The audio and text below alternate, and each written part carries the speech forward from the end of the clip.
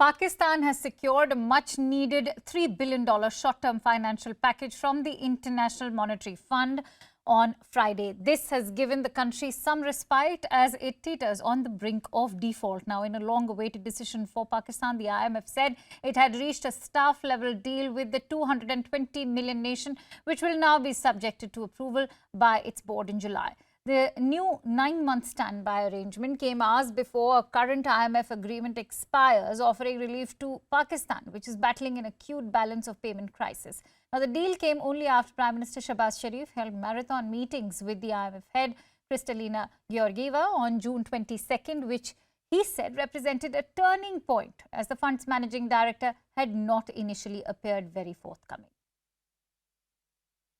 All right, let's quickly go across to Pak journalist Faraz Saeed, who's also joining us live with more details. Faraz, after much delay, the deal has finally happened. Take us through how did it finally come through and how bad is Pakistan's economy?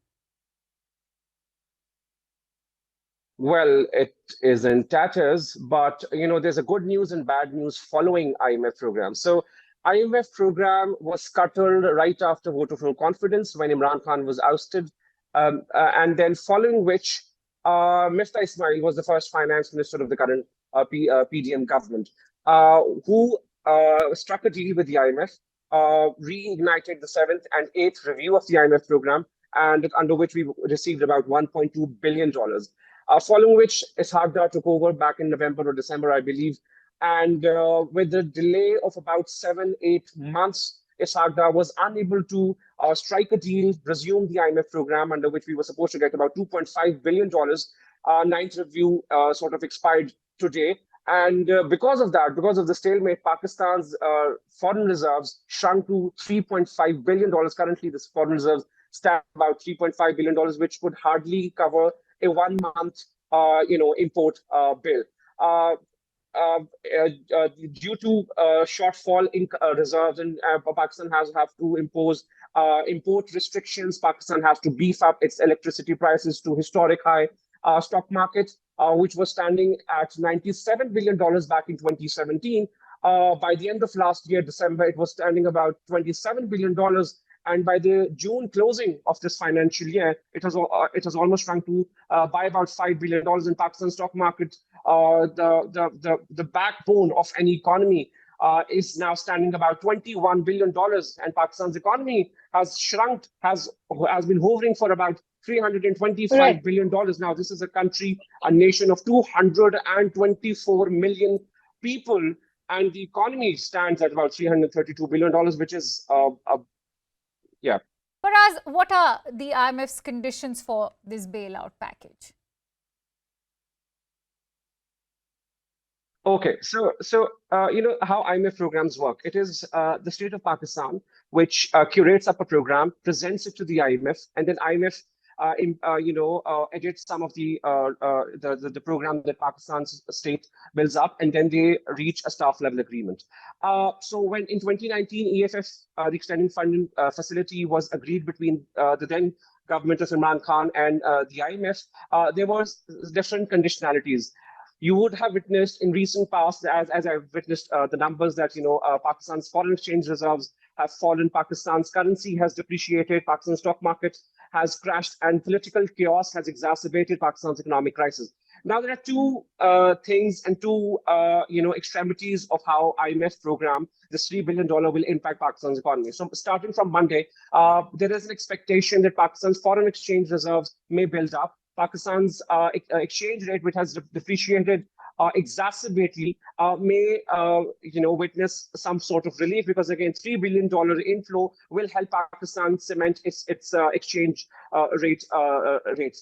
Following which, Pakistan's stock market may witness a certain relief, a degree of rally, because again, Pakistan's stock market was declared by Bloomberg as one of the cheapest stock markets. So there are good things about it, because again, this bailout package was much necessitated.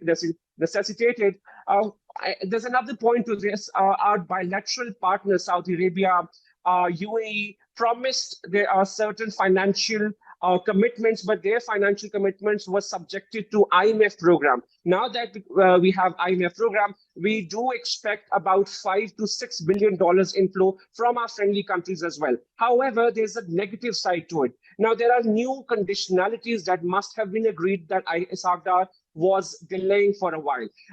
You see, before the budget was, Isagdar, the finance minister, just presented and approved his fiscal budget. While the fiscal budget, the first summary was presented, Isagdar claimed that there are no new taxes that were impacted. However, because IMF did not agree to that draft of the budget, which is why Isagdar imposed about 220 billion worth of additional taxes. So there are new wave of additional taxes that have been imposed by the already tax. The duty on the petroleum products will be increased. Whereas, let's also talk about the political impact of this big news. How will the news now boost hopes for Shahbaz Sharif, since Pakistan is going to general election in November this year amid much political chaos? Yes. So, Pakistan was cash-strapped, and the Election Commission of Pakistan was saying that they don't have the budget to hold up the elections. And right after, as we see, there was news of the IMF agreement and staff-level agreement has been reached. Prime Minister Shahbaz Sharif actually came on TV, presented his case to the people of Pakistan, and sort of stated that how his office was instrumental in reaching this staff-level agreement of $3 billion. So it is going to be a good edge for a political dividend that they can achieve. That how they were able to rescue Pakistan's economy, and they agreed and they were able to achieve or reach a deal with the IMF. However, there have repercussions as well.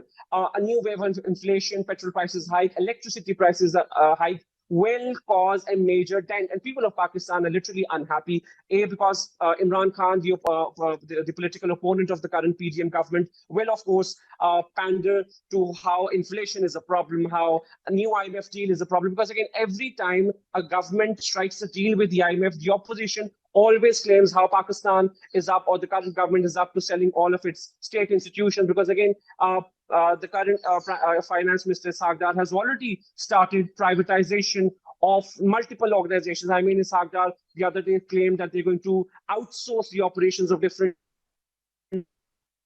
airports, and that's how Karachi port. A few stations of Karachi port were privatized.